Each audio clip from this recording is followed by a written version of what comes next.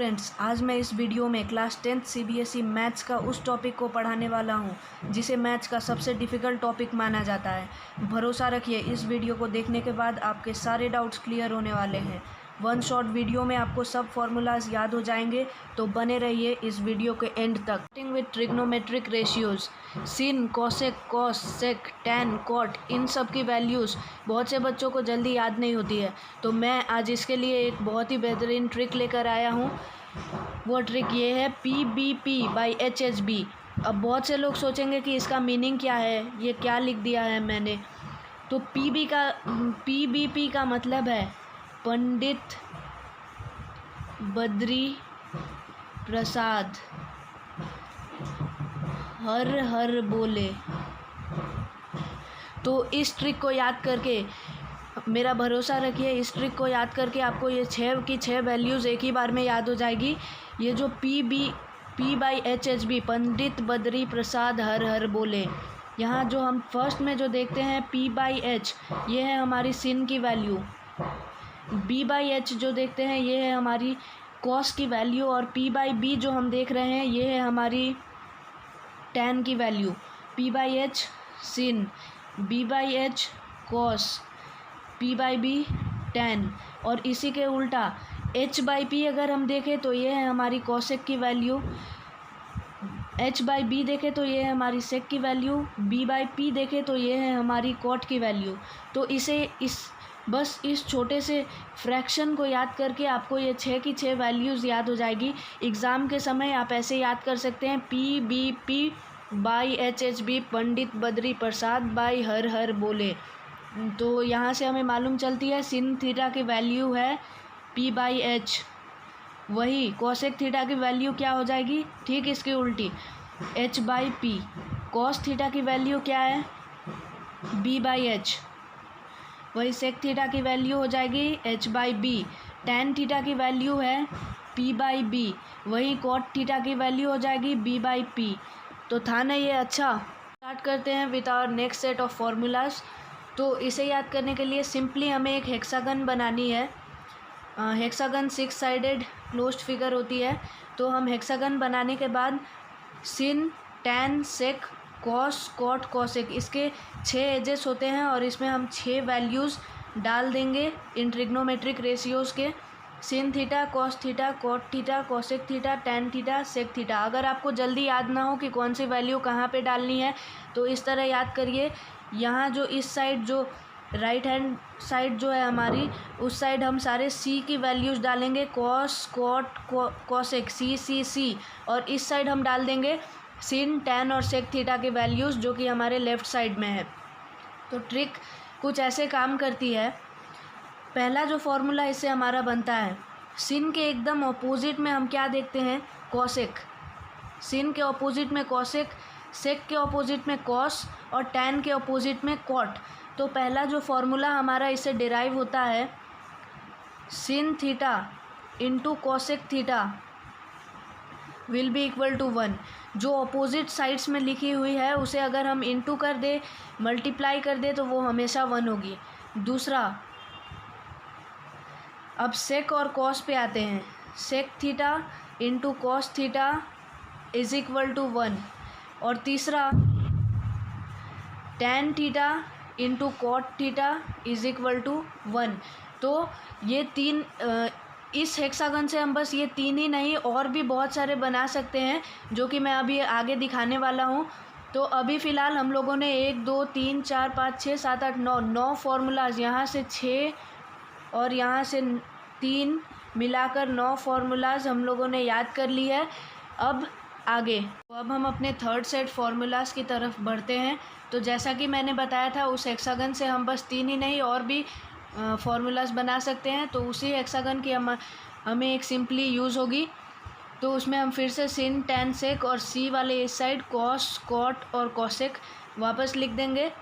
अब इससे हम और भी कई फार्मूलाज बना सकते हैं। जैसे सबसे पहला फार्मूला जो हमारा बनता है ये है tan theta will be equal to sin theta by cos theta.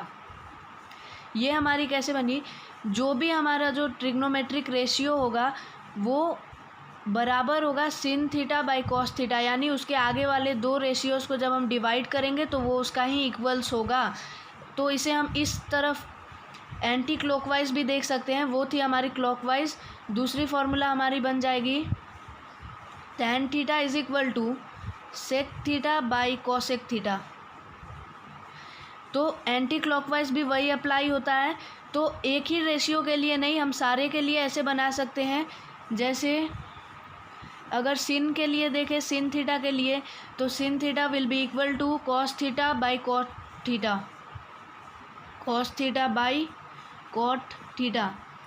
चौथा, sine theta will also be equal to tan theta by sec theta, एक क्लॉकवाइज और एक एंटी क्लॉकवाइज। तो इस ऐसे ही हम 6 के 6 के बना सकते हैं। पांचवा हमारा है cos theta is equal to cot theta by cosec theta. इसे हम और एक तरीक़ा से लिख सकते हैं, cos theta is equal to sin theta by tan theta. Cos के भी बन गई, टेन की भी बन गई, सिन की भी बन गई। अब हम बनाएंगे कॉट की। Cot theta is equal to cosec theta by sec theta. ये थी हमारी क्लॉकवाइज। और एंटी क्लॉकवाइज देखें तो cot theta is equal to cos theta by sin theta. समझ आ रही है? ठीक है, आगे बढ़ते हैं। नंबर 8 जो है हमारी cosec theta. Cosec theta equal to sec theta by tan theta. ये थी हमारी क्लॉकवाइज। और अगर हम देखें एंटी क्लॉकवाइज, तो cosec theta is equal to cot theta by cos theta भी हम लिख सकते हैं। अब हमारा नेक्स्ट जो लास्ट है, sec theta is equal to, अगर क्लॉकवाइज देखें तो tan theta by sin theta. और अगर हम इसे एंटी क्लॉकवाइज देखें तो सेक थीटा विल ऑल्सो भी equal to cosec theta by cot theta. अब हमारी लास्ट वाली टेन थीटा।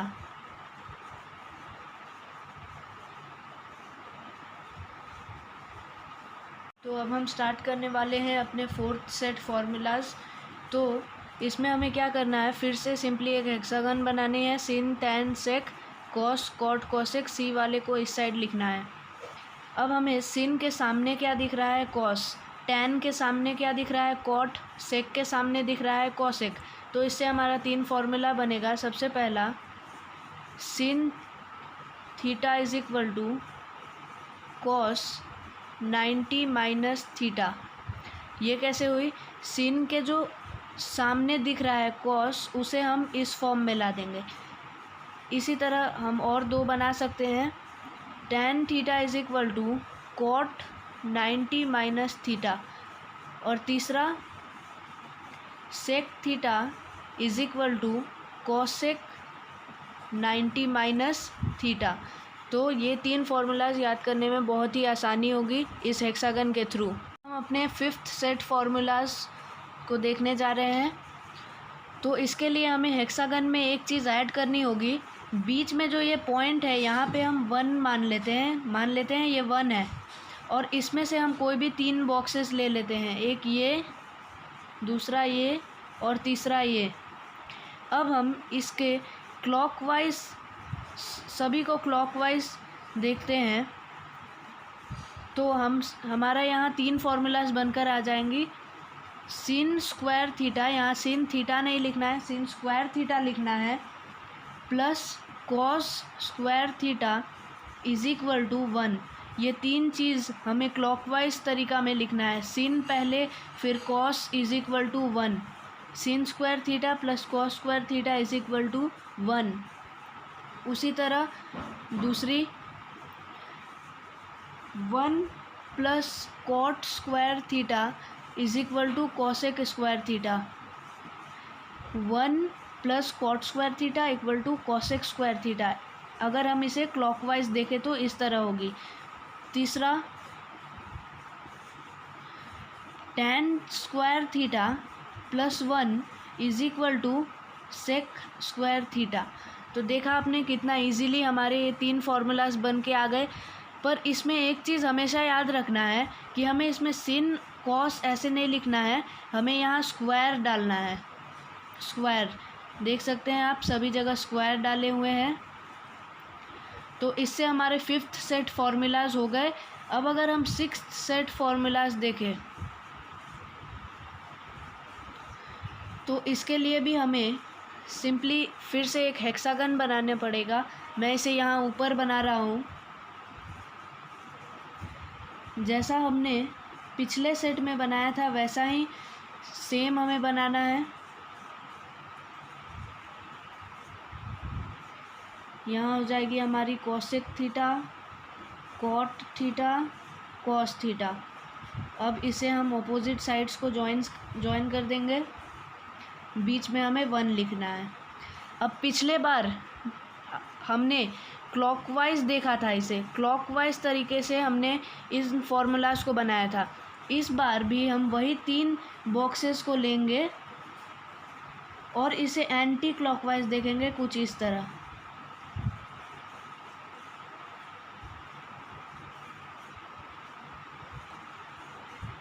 तो इससे हमारा पहला फॉर्मूला बनेगा 1 minus cos square theta is equal to sin square theta. और जब हम इसे एंटी क्लॉकवाइज देखेंगे तो याद रखना है हमें माइनस डालना ज़रूरी है। 1 माइनस कॉस स्क्वायर थीटा, ये स्क्वायर हो जाएगी, is equal to sin square theta. तो ये आप देख सकते हैं एंटी क्लॉकवाइज तरीका में ये रोटेट कर रहा है 1 कॉस और सिन। इसी तरह सेकेंड हमारा बनेगा cosec square theta -1 is equal to cot square theta. ये हम अगर इस बॉक्स को देखें तो कॉसेक फिर कॉट फिर 1, ये हमारा कैसे जा रहा है एंटी क्लॉकवाइज। और तीसरा हमारा बनेगा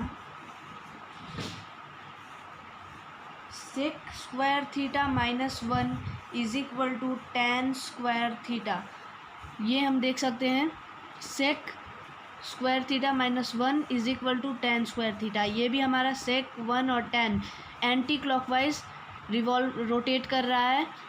तो यहाँ भी वही चीज़ याद रखना है कि हमें कॉस थीटा नहीं लिखकर कॉस स्क्वायर थीटा, सभी जगह स्क्वायर डालना ज़रूरी है, नहीं तो ये सारे फार्मूलाज गलत हो जाएंगे। तो इसमें हमने 1 2 3 6 9 फार्मूलाज, फिर इस हेक्सागन से हमें और 9 फार्मूलाज याद हुए।